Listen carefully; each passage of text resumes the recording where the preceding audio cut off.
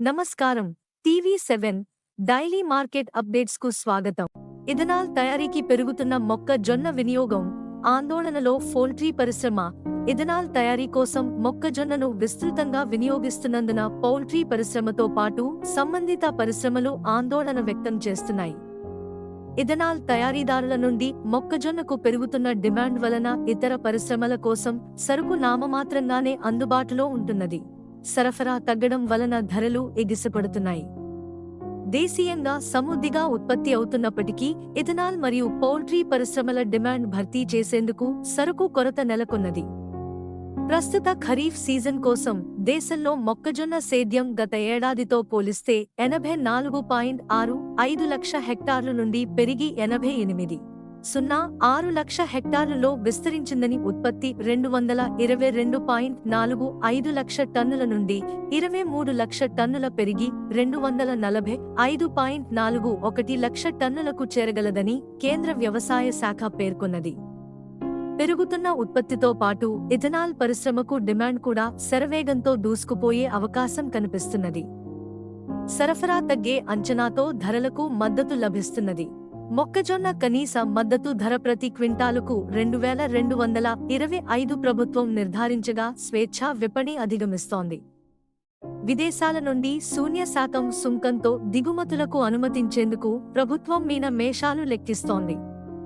అయినప్పటికీ మయన్మార్ నుండి సరుకు దిగుమతి అవుతూనే ఉంది. అర్జెంటీనా, బ్రెజిల్, అమెరికా లాంటి మరికొన్ని దేశాల నుండి జన్యుమార్పిడి జిఎం మొక్కజొన్న దిగుమతులను భారత్ అంగీకరించదు. అయితే సరుకు సరఫరా సమృద్ధిగా కొనసాగించేందుకు ఉక్రెయిన్ నుండి సాధారణ సరుకు దిగుమతి చేసుకునేందుకు కృషి చేయాల్సిన ఆవశ్యకత నెలకొన్నది. ఎందుకనగా ఇథనాల్ కోసం పెరుగుతున్న డిమాండ్ వలన పౌల్ట్రీ పరిశ్రమ మరియు స్టార్చ్ తయారీదారులు మరియు సంబంధిత ఇతర రంగాల ఉత్పత్తి వ్యయం తలకు మించిన భారంగా పరిణమిస్తోంది. ప్రపంచవ్యాప్తంగా నెలకొన్న పోటీ మరియు దేశంలో సజావుగా సరఫరా మరియు ధరలు అదుపు చేయవలసిన అవసరం ప్రభుత్వం తక్షణ కర్తవ్యం. మధ్యప్రదేశ్లోని నీమచ్ మార్కెట్లో గత వారం 50 నుండి 60 వేల బస్తాలు, జబల్పూర్లో ప్రతిరోజు 20 నుండి 25 వేల బస్తాలు, చింద్వాడలో 15 నుండి 20 వేల బస్తాల మొక్కజొన్న రాబడిపై నాణ్యమైన సరుకు 2,250 నుండి 2,300, మీడియం 2,100 నుండి 2,200, సాధారణ రకం 2,000 నుండి 2,100 ప్రతి క్వింటాలు ధరతో వ్యాపారమైంది.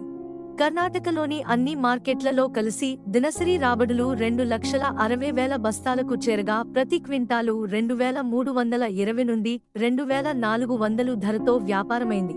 తెలంగాణలోని జడ్చర్ల, కేసముద్రం, సిద్దిపేట, మహబూబ్ నగర్, కల్వకుర్తి, వరంగల్ ప్రాంతాలలో ప్రతిరోజు 10 నుండి 15 వేల బస్తాల రాబడిపై 2,300 నుండి 2,350 మరియు ఆంధ్రప్రదేశ్లోని విజయనగరం, చీపురుపల్లి, సాలూరు మరియు పరిసర ప్రాంతాలలో 10 నుండి 15 వాహనాల మొక్కజొన్న రాబడిపై 2,350 నుండి 2,400, దేవరుప్పల్ డెలివరీ 2,500, కర్నూలు, నంద్యాల, ఆళ్లగడ్డ మరియు పరిసర ప్రాంతాల మార్కెట్లలో 10 నుండి 15 వాహనాల రాబడిపై 2,250 నుండి 2,350 ప్రతి క్వింటాలు ధరతో వ్యాపారమైంది.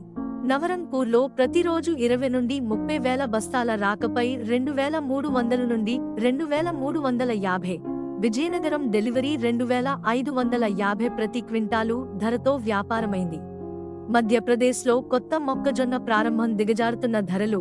మధ్యప్రదేశ్లో అక్టోబర్లో కొత్త మొక్కజొన్న ప్రారంభమైన తర్వాత ధరలు దిద్దుబాటు చోటు చేసుకుంటున్నాయి. తద్వారా ముడి సరుకు ఉపయోగించే పరిశ్రమలకు ఊరట లభిస్తున్నది. గతంలో ధరలు గణనీయంగా పెరిగాయి. ధరలు భారీ ఒడుదొడుకుల మధ్య పరిశ్రమలు ఉపయోగించేందుకు ప్రత్యామ్నాయాలను అన్వేషిస్తున్నారు. ఇథనాల్ ఉత్పత్తి కోసం భారీగా వినియోగిస్తున్నందున ధరలు ఆకాశాన్నంటుతున్నాయి. విలువ జోడింపు తయారీదారులు, కన్ఫెక్షనరీలు మరియు మొక్కజొన్నతో తయారు చేసే ఇతర సంస్థలపై దుష్ప్రభావం పొడసూపుతున్నది. అక్టోబర్లో కొత్త సరుకు రాబడులు ప్రారంభమైన తర్వాత ప్రత్యక్ష విపణిలో ధరలు దిగివచ్చాయి. సెప్టెంబర్ చివర మరియు అక్టోబర్ ప్రథమార్ధంలో మొక్కజొన్న ధర ప్రతి క్వింటాలు 4,000 తాకిన తర్వాత 2,300కు దిగివచ్చిందని వ్యాపారులు మరియు రైతులు పేర్కొన్నారు. మొక్కజొన్న ధరలు భారీ ఒడిదొడుకులకు లోనైన తర్వాత వినియోగదారులు ప్రత్యామ్నాయాల వేటలో పడ్డారు. కర్రపెండలం వినియోగం ఇటీవల జోరందుకున్నదని సనావర్ ప్యాకింగ్ పరిశ్రమ, కాగితాలు అంటించే సామగ్రి తయారీదారులు పేర్కొన్నారు. ధర అధికంగా ఉన్నప్పటికీ మొక్కజొన్న పరిమాణంతో పోలిస్తే కర్రపెండలం తక్కువ పరిమాణం సరిపోగలదు. మొక్కజొన్న ధరలు పతనమైన తర్వాత పరిశ్రమలు లాభాల బాట పడుతున్నాయి. ఇలాంటి మరిన్ని అప్డేట్స్ కోసం వాచ్ చేస్తూనే ఉండండి టీవీ7.